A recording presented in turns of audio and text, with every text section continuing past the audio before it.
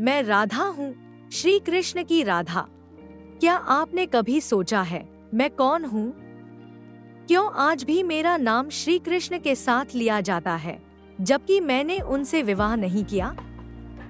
अगर मेरा प्रेम इतना गहरा था, तो फिर विवाह क्यों नहीं हुआ? क्या आपने कभी सोचा है मैं कौन हूँ? क्यों आज भी मेरा नाम श्री कृष्ण के साथ लिया जाता है, जबकि मैंने उनसे विवाह नहीं किया? अगर मेरा प्रेम इतना गहरा था, तो फिर विवाह क्यों नहीं हुआ? जब उन्होंने रुक्मिणी और सत्यभामा से विवाह किया, तब मेरा क्या हुआ? क्या मैं उन्हें भुला पाई? क्या उन्होंने मुझे कभी याद किया? और सबसे बड़ा प्रश्न, जब कृष्ण द्वारका चले गए, तब मेरा जीवन कैसा था? मैं आज आपको अपनी कहानी सुनाने आई हूँ। एक ऐसी कथा जो प्रेम में जन्मी, भक्ति में पली और त्याग में पूर्ण हुई। मैं वो हूँ जो कृष्ण की बांसुरी की हर राग में रचीप सी रही, पर उनके जीवन का आधिकारिक हिस्सा कभी न बन सकी। मैंने उन्हें पाया, फिर भी खो दिया। मैं हर भक्त के हृदय में जीवित रही, पर स्वयं अकेली रही। क्या आप मेरी इस यात्रा पर मेरे साथ चलेंगे, जहां मैं अपने जन्म से लेकर अंतिम क्षण तक की कथा स्वयं आपके सामने रखूंगी? मेरा जन्म और बचपन, मेरा जीवन, मेरा अस्तित्व, सब कुछ एक रहस्य जैसा है। प्रेम की इस कथा का कोई आदि नहीं, कोई अंत नहीं। कभी सोचती हूँ मैंने जन्म कैसे लिया, पर शायद यह संसार मेरे माध्यम से एक दिव्य प्रेम की अनुभूति करना चाहता था। मैं प्रकट हुई माँ कीर्ति और पिता वृषभानु के आंगन में, प्रेम और करुणा का जीवन स्वरूप बनकर। पिता ने जब मुझे पहली बार देखा, उनकी आंखों में एक दिव्य चमक थी। उन्होंने कहा, यह कोई साधारण कन्या नहीं, स्वयं देवी है। मेरी आंखें बंद थी, पर हृदय में एक अद्भुत अनुभूति थी। सबको जल्द ही समझ आ गया मैं कोई सामान्य बालिका नहीं थी, पर माँ चिंतित थी। कई दिन बीते, मेरी आंखें नहीं खुली। फिर एक दिन नंद बाबा और यशोदा माँ हमारे घर आए। संग में थे एक श्यामवर्ण बालक मुरलीधारी। जैसे ही वह मेरे समीप आए, मेरी आंखें स्वतः खुल गईं। यह कोई चमत्कार नहीं था, यह तो मेरे जीवन की नियति थी। उस क्षण से सब कुछ बदल गया।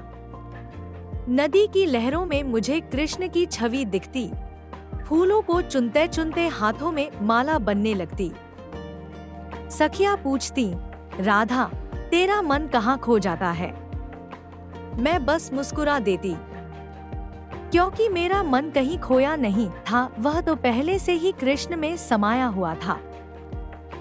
एक दिन यमुना किनारे, जब पहली बार बांसुरी की धुन कानों में पड़ी, मन जैसे स्थिर हो गया। और जब पीछे से वह स्वर गूंजा, क्या देख रही हो राधे? मैं जान गई मेरा जीवन अब एक ही दिशा में बहेगा, कृष्ण की ओर। मेरा प्रेम और रासलीला। प्रेम क्या है? कोई उसे पाने की इच्छा कहता है, तो कोई त्याग की पराकाष्ठा। मेरे लिए प्रेम का केवल एक ही रूप था, श्री कृष्ण। वृंदावन की पूर्णिमा की रातें और कृष्ण की मुरली की मधुर धुनें। जब वे बांसुरी बजाते, हर गोपी अपना सब कुछ छोड़कर उनके पास खिंची चली आती। मैं भी आई, पर मैं सबसे अलग थी। बंधी हुई होकर भी सबसे अधिक स्वतंत्र, सबसे पास होकर भी सबसे अधिक दूर। रासलीला केवल नृत्य नहीं था, यह आत्मा और परमात्मा का मिलन था। उस पल समय ठहर जाता था। लोग कहते, राधा, तू कृष्ण से विवाह क्यों नहीं करती? मैं मुस्कुरा देती, क्योंकि प्रेम को विवाह के बंधन की आवश्यकता नहीं होती। हमारा प्रेम शुद्ध था, निर्बंध। ना पाने की चाह थी, ना अधिकार की आकांक्षा। जब कृष्ण मथुरा के लिए विदा हुए, मैं यमुना किनारे अकेली खड़ी थी। वृंदावन वही था पर राधा नहीं रही। उनके जाने के बाद सब कुछ था पर जैसे कुछ भी नहीं रहा। मेरा त्याग और विवाह का रहस्य। जब लोगों ने पूछा, राधा विवाह क्यों नहीं किया? मैंने कहा, क्या प्रेम को विवाह की मुहर चाहिए? कृष्ण मेरे थे, मेरे हैं और रहेंगे। भले उन्होंने कई विवाह किए, पर क्या वह किसी एक के हो पाए? वे सागर थे और मैं उस नदी की तरह जो उसमें समा गई थी। कुछ कथाएं कहती हैं कि मेरा विवाह अयान नामक व्यक्ति से हुआ, पर क्या किसी ने कभी देखा राधा के हृदय में कृष्ण के सिवा कोई और था? शरीर का बंधन महत्वपूर्ण नहीं होता, प्रेम तो आत्मा का होता है। एक दिन द्वारका की गलियों में मैंने कृष्ण को फिर देखा। अब वे राजा थे। हमारी आंखें मिली और समय थम गया। उन्होंने पूछा, राधे तुम मुझसे कुछ नहीं मांगोगी? मैंने कहा, जिसे पाया ही नहीं उसे मांगूंगी क्या? और जब वे मुस्कुराए, उनकी आंखों में वही प्रेम था पर अब उसमें वियोग की छाया थी। कृष्ण के बिना मेरा जीवन वियोग और साधना। क्या प्रेम साथ रहने में ही होता है? नहीं, प्रेम तो वो होता है जो बिना साथ के भी जीवित रहता है। कृष्ण चले गए पर मेरे भीतर वे हमेशा बसे रहे। मैं वृंदावन में रही जहां हर वृक्ष, हर पत्ता कृष्ण की याद दिलाता था।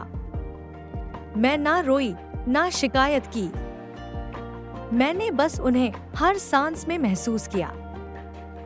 वर्षों बाद मुझे द्वारका जाने का अवसर मिला। कृष्ण सिंहासन पर थे, पर मेरी आंखों में वही नटखट गोपाल थे। हम मिले, एक लंबा मौन रहा। फिर मैंने कहा, अब हमें मिलना नहीं होगा कृष्ण। उन्होंने कुछ कहना चाहा, पर मैंने उन्हें रोका। मैंने तुमसे आज तक कुछ नहीं मांगा और आज भी नहीं मांगूंगी। उन्होंने बांसुरी उठाई और मेरे हाथ में रख दी। अब यह वृंदावन नहीं गाएगा राधे। मैंने उत्तर दिया, वृंदावन तब तक गाता रहेगा जब तक प्रेम है कृष्ण। मेरा अंतिम समय और गोलोक गमन। जब शरीर थक गया और जीवन की सांझ ढलने लगी, मैं जान गई अब लौटने का समय है कृष्ण के पास, हमेशा के लिए।